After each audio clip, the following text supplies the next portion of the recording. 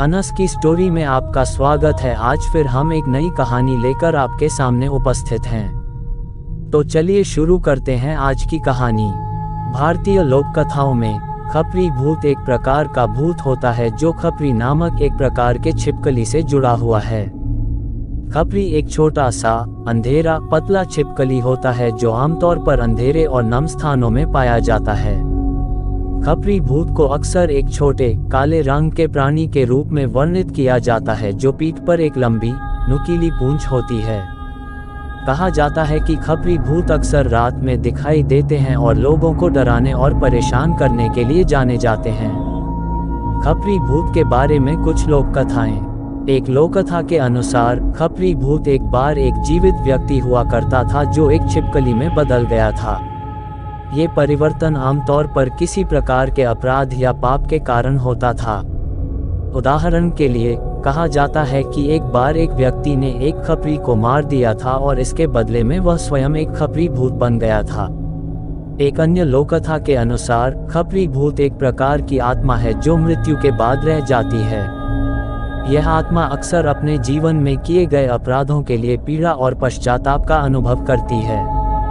ये पीड़ा खपरी भूत को लोगों को डराने और परेशान करने के लिए प्रेरित करती है। खपरी भूत से बचने के तरीके।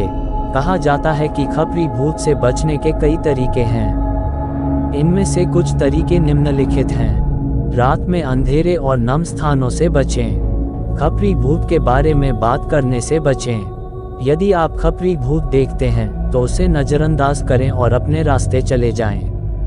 एक खौफनाक कहानी। एक बार की बात है, एक गांव में एक लड़का रहता था जिसका नाम रमेश था। रमेश एक डरपोक लड़का था और वह भूतों से बहुत डरता था। एक दिन रमेश जंगल में टहल रहा था जब उसने एक खपरी भूत को देखा। खपरी भूत एक छोटा काला रंग का प्राणी था जो पीठ पर एक लंबी नुकीली पूंछ थी। रमेश को खपरी भूत देखकर बहुत डर लग गया और वह भाग खड़ा हुआ। रमेश भागता भागता गांव पहुंचा और उसने अपनी मां को खपरी भूत के बारे में बताया। रमेश की मां ने उसे समझाया कि खपरी भूत एक बुरी आत्मा है और उससे बचना चाहिए। रमेश की मां ने उसे खपरी भूत से बचने के कुछ तरीके भी बताए। रमेश ने अपनी मां की बात मान ली और वह रात में अंधेरे और नम स्थानों से बचने लगा। वह खपरी भूत के बारे में भी बात करने से बचने लगा।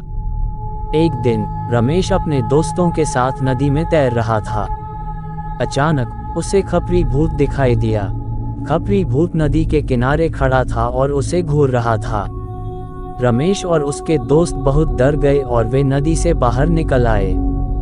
रमेश ने अपनी मां को फिर से खपरी भूत के बारे में बताया।